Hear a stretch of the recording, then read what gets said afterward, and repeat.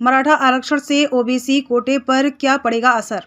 मराठा आरक्षण की मांग पर मराठा नेता मनोज जरांगे पाटिल भूख हड़ताल कर रहे हैं। जरांगे मराठा समुदाय को ओबीसी कोटे से ही आरक्षण देने की मांग कर रहे हैं। ओबीसी नेता खासकर छगन भुजबल ने मराठों को ओबीसी कोटे से आरक्षण देने का विरोध किया है। विरोध को लेकर छगन भुजबल मराठा आरक्षण की मांग करने वालों के निशाने पर है। इस विवाद को लेकर उन्होंने मंत्री पद से इस्तीफा भी दे दिया था। हालांकि अभी तक वह स्वीकार नहीं किया गया है। अब यह सवाल है कि क्या ओबीसी और मराठों के बीच विवाद सुलझेगा? यदि मराठा समुदाय को ओबीसी से आरक्षण दिया जाता है तो महाराष्ट्र में अन्य पिछड़े वर्ग यानी ओबीसी को 19% रिजर्वेशन मिल रहा है। यह आरक्षण 374 जातियों को मिल रहा है। महाराष्ट्र में ओबीसी की आबादी 38% है, मराठा समुदाय 33% है। उस स्थिति में यदि मराठा समुदाय ओबीसी में आता है तो आरक्षण का एक बड़ा हिस्सा मराठा समुदाय को मिलेगा।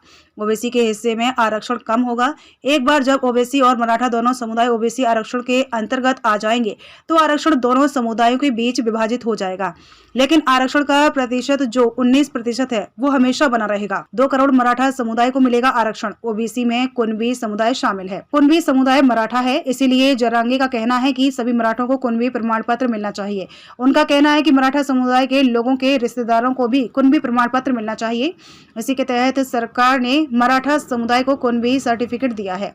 कुल 54 लाख अभिलेख मिले हैं और उन्हें प्रमाण पत्र जारी किए गए हैं। मनोज जरांगे का दावा है कि 2 करोड़ मराठा आरक्षण के दायरे में आए, यानी अब 2 करोड़ मराठा समुदाय को ओबीसी के आरक्षण मिलेगा। ओबीसी के आरक्षण पर क्या प्रभाव पड़ेगा? आइए जानते हैं मराठों को ओबीसी कोटे से आरक्षण देने का विरोध। अगर मराठा समुदाय ओबीसी आरक्षण के अंतर्गत आता है तो ओबीसी नेताओं को लगता है कि रोजगार और शिक्षा का प्रतिशत गिर जाएगा। इसी कारण छगन भुजबल से लेकर पंकजा मुंडेन तक सभी ओबीसी का आरक्षण किसी के साथ साझा करने को तैयार नहीं है। उनका कहना है कि वे मराठों को आरक्षण देने के खिलाफ नहीं है, उन्हें अलग से आरक्षण दिया जाना चाहिए। उनका कहना है कि उन्हें किसी भी प्रतिशत का स्वतंत्र आरक्षण दीजिए, लेकिन इन नेताओं का कहना है कि उनके आरक्षण में किसी को हिस्सा नहीं मिलना चाहिए। मराठों के हाथ में सत्ता और संपत्ति, राज्य की शक्ति और संपत्ति अधिकांश ही मराठा समुदाय के हाथों में है। ओबीसी नेताओं का कहना है कि मराठा समाज पहले से ही समृद्ध है। शैक्षणिक संस्थान, चीनी कारखाने मराठा समुदाय के स्वामित्व हैं। राज्य में 60% से ज्यादा विधायक मराठा समुदाय से हैं। राज्य में अब तक ज्यादातर मुख्यमंत्री और उप मुख्यमंत्री मराठा समुदाय से ही रहे हैं। 1960 के बाद महाराष्ट्र अस्तित्व में आया, तब से राज्य में 20 मुख्यमंत्री हुए।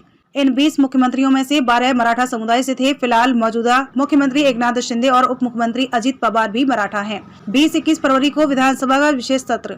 मनोज जरांगे ने मांग की है कि सरकार मराठों को आरक्षण देने के लिए जारी अध्यादेश को लागू करे और इसके लिए विशेष सत्र बुलाए। मनोज जरांगे की मांग के मुताबिक सरकार ने 20 और 21 तारीख को विशेष सत्र बुलाया गया है। इस सत्र को बुलाते हुए मुख्यमंत्री ने बीच का रास्ता भी निकाला है।